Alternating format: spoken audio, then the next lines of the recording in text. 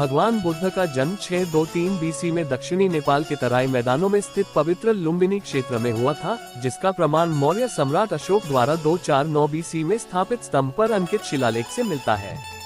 लुम्बिनी विश्व के महान धर्मों में से एक का सबसे पवित्र स्थान है और इसके अवशेषों में 3वीं शताब्दी ईसा पूर्व से ही बौद्ध तीर्थ केंद्रों की प्रकृति के बारे में महत्वपूर्ण प्रमाण मिलते हैं।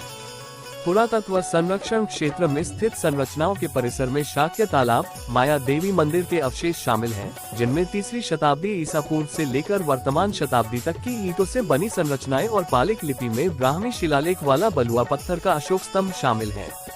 इसके अतिरिक्त 3वीं शताब्दी ईसा पूर्व से लेकर 5वीं शताब्दी ईस्वी तक के बौद्ध विहारों, मठों और 3वीं शताब्दी ईसा पूर्व से लेकर 15वीं शताब्दी ईस्वी तक के बौद्ध स्तूपों, स्मारक मंदिरों के उत्खनित अवशेष भी मौजूद हैं। इस स्थल को अब एक बौद्ध तीर्थ केंद्र के रूप में विकसित किया जा रहा है, जहां भगवान बुद्ध के जन्म से जुड़े पुरातात्विक अवशेष एक प्रमुख आकर्षण है।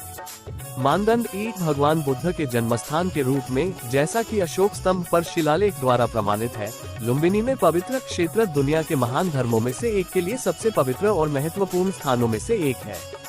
मानदंड 3वीं शताब्दी ईसा पूर्व से 15वीं शताब्दी ईस्वी तक के बौद्ध विहारों, मठों और स्तूपों, स्मारक तीर्थ स्थलों के पुरातात्विक अवशेष बहुत प्रारंभिक काल से बौद्ध तीर्थ केंद्रों की प्रकृति के बारे में महत्वपूर्ण साक्ष्य प्रदान करते हैं।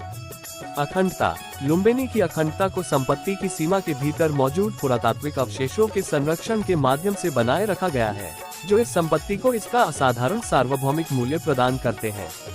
संपत्ति के महत्वपूर्ण गुण और तत्व संरक्षित किए गए हैं। बफर जोन संपत्ति को अतिरिक्त सुरक्षा प्रदान करता है।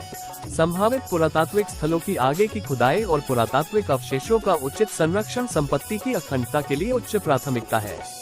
हालांकि संपत्ति की सीमा में संपूर्ण पुरातात्विक स्थल शामिल नहीं है और इसके विभिन्न भाग बफर जोन में स्थित हैं।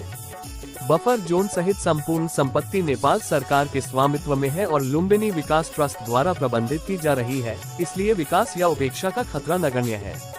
हालांकि क्षेत्र में औद्योगिक विकास के प्रभावों को संपत्ति की अखंडता के लिए खतरा माना गया है। सत्यता।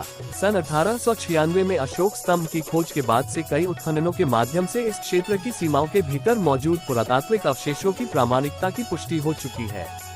माया देवी मंदिर स्थल पर 3वीं शताब्दी ईसा पूर्व से लेकर वर्तमान शताब्दी तक के विहारों, स्तूपों और ईंटों से बनी अनेक परतों के अवशेष इस बात का प्रमाण है कि लुम्बिनी प्राचीन काल से ही तीर्थयात्रा का केंद्र रहा है।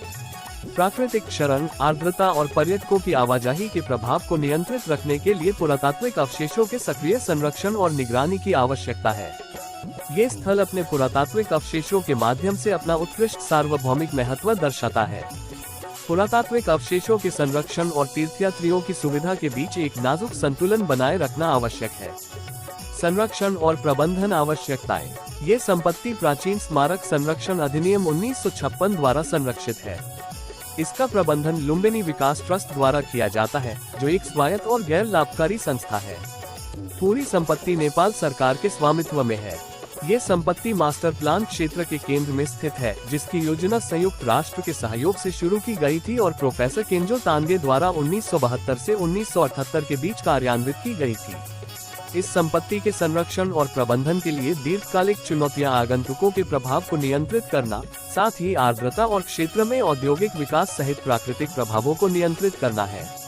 एक प्रबंधन योजना विकसित की जा रही है ताकि संपत्ति के पुरातात्विक अवशेषों की दीर्घकालिक सुरक्षा सुनिश्चित की जा सके और साथ ही दुनिया भर से तीर्थयात्रियों और पर्यटकों का आना जाना जारी रह सके।